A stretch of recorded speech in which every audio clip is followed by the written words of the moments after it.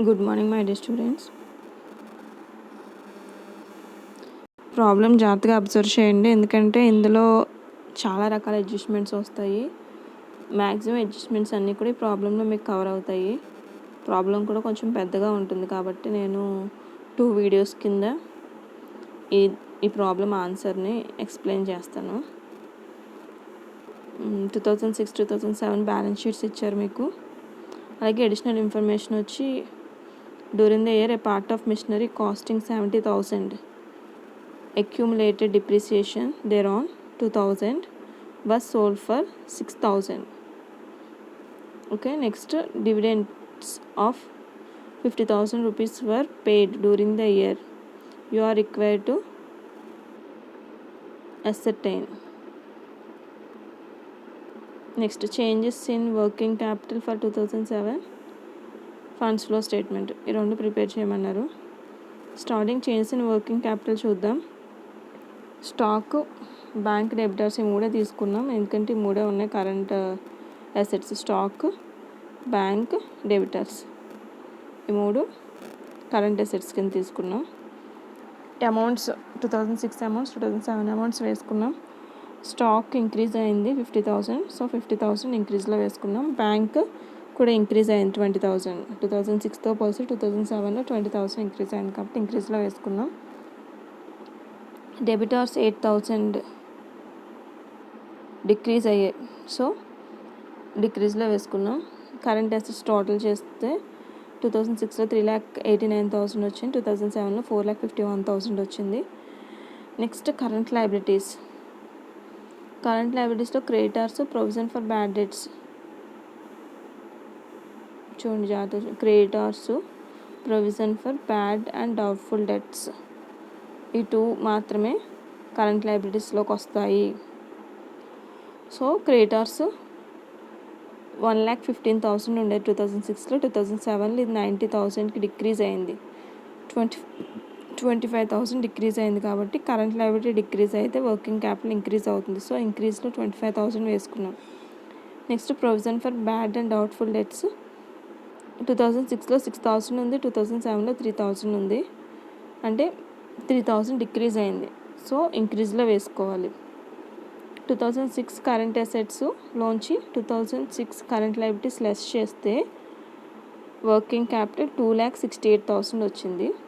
అలాగే 2007 current assets లోంచి total current assets తీసుకుంటున్నాం, 4,51,000 టోటల్ కరెంట్ అసెట్స్ లోంచి 93,000 టోటల్ కరెంట్ లయబిలిటీస్ని లెస్ చేస్తే వర్కింగ్ క్యాపిటల్ 3,58,000 వచ్చింది. ఈ గీతలు అవన్నీ కూడా గీసుకోండి, ఇందులో మర్చిపోయారు.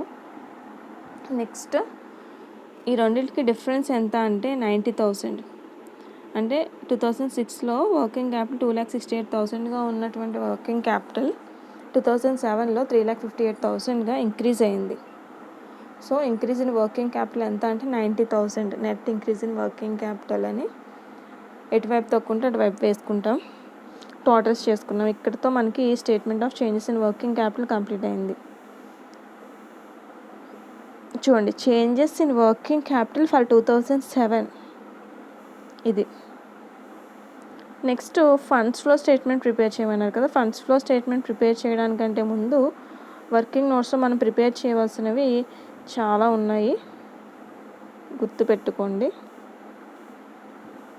సో 1 by 1 నేను ఈ అకౌంట్స్ అన్నీ కూడా మీకు ఎక్స్ప్లెయిన్ చేస్తాను, జాగ్రత్తగా చూసుకోండి.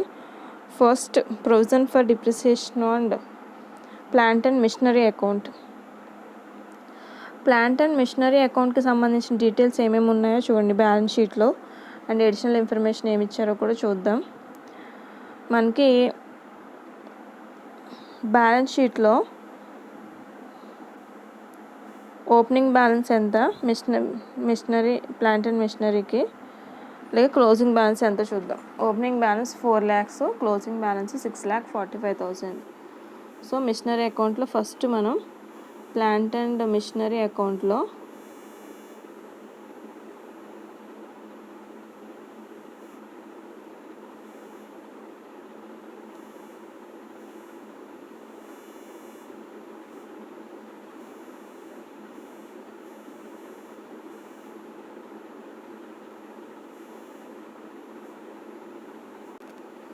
ఒక నిమిషం. ప్లాంట్ అండ్ మెషినరీ అకౌంట్కి వేయడానికంటే ముందు మనం వేసుకోవాల్సింది ఏంటంటే provision for depreciation on plant and machinery, అలాగే ల్యాండ్ అండ్ బిల్డింగ్స్. ముందు ప్రొవిజన్స్ వేసుకున్న తర్వాత ఇండివిజువల్ అకౌంట్స్ వేసుకోవాలి. అంటే first provision for depreciation on plant and machinery account వేసుకోవాలి, తర్వాత provision for depreciation on land and buildings account వేసుకోవాలి. ఈ రెండు వేసుకున్న తర్వాత ప్లాంట్ అండ్ మెషినరీ అకౌంట్ వేసుకోవాలి. Next land and buildings account వేసుకోవాలి. ఇది ఎందుకనేది చెప్తాను ఒకసారి. First provision for depreciation on plant and machinery, opening balance ఎంత, క్లోజింగ్ బ్యాలెన్స్ ఎంత అనేది ఒకసారి చూడండి. Provision for depreciation on plant and machinery, opening balance 30,000, closing balance 35,000.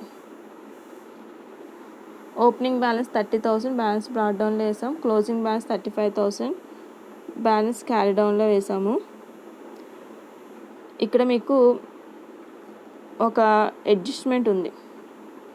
ఏదైతే మెషినరీని సోల్డ్ చేసామో ఆ మెషినరీ మీద 2,000 డిప్రిసియేషన్ అరేంజ్ చేసామని చెప్పారు. ఒకసారి అడ్జస్ట్మెంట్లో చదవండి, ఆ విషయం తెలుస్తుంది. During the year a part of machinery costing 70,000, 70,000 value చేసేటువంటి మిషన్ని 6,000కి సేల్ చేసేసాం. దాని మీద డిప్రిసియేషన్ ఎంత అంటే 2,000.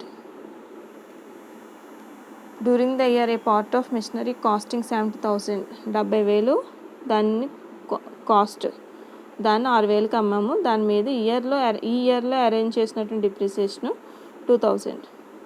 సో ఈ ఇయర్లో అరేంజ్ చేసినటువంటి depreciation 2,000 provision for depreciation on plant and machinery అకౌంట్లో డెబిట్ చేయాలి. ఆ 2,000ని డెబిట్ చేయండి. డెబిట్ చేస్తే మనకి బ్యాలెన్సింగ్ ఫిగర్ ఎంత వస్తుందంటే 7,000 వస్తుంది. దాన్ని అడ్జస్టెడ్ P&L అకౌంట్కి మనం ట్రాన్స్ఫర్ చేస్తాము. అంటే దాని అర్థం ఏంటంటే ఆ బ్యాలెన్సింగ్ ఫిగర్ ఏదైతే ఉంటుందో అది అడ్జస్టెడ్ P&L అకౌంట్కి వెళ్తుంది. ఇది డిప్రిసియేషన్ ప్రొవైడెడ్, ఎంత అయితే మనం డిప్రిసియేషన్ ప్రొవైడ్ చేసామో ఆ ఇయర్లో అంటే 7,000 డిప్రిసియేషన్ ప్లాంట్ అండ్ మెషినరీ మీద అరేంజ్ చేయడం జరిగింది. నెక్స్ట్ వేసుకోవాల్సిన అకౌంట్ ఏంటంటే provision for depreciation on land and buildings account. Same ఇందాకట్లాగే మనం ఓపెనింగ్ బ్యాలెన్స్, క్లోజింగ్ బ్యాలెన్స్ రెండు వేసుకోవాలి. దీనికి సంబంధించి ఎలాంటి అడ్జస్ట్మెంట్స్ లేవు కాబట్టి ఈజీగా బ్యాలెన్సింగ్ ఫిగర్ వచ్చేస్తుంది. Land and buildings opening balance 20,000, closing balance 24,000, ఆ రెండు కూడా వేసేసుకున్నాం. ఆ బ్యాలెన్సింగ్ ఫిగర్ ఏదైతే ఉంటుందో అది అడ్జస్టెడ్ P&L అకౌంట్ అవుతుంది. ఇది ఈజీ. ఇంతకు ముందు మాత్రం జాగ్రత్తగా చూసుకోవాలి, ఎందుకని అడ్జస్ట్మెంట్స్ ఇచ్చారు అంటే అది ఎందులోకి వస్తుందో జాగ్రత్తగా అబ్జర్వ్ చేసుకోవాలి. ఇది ప్రొవిజన్స్. రిమైనింగ్ది నెక్స్ట్ పార్ట్లో చెప్తాను.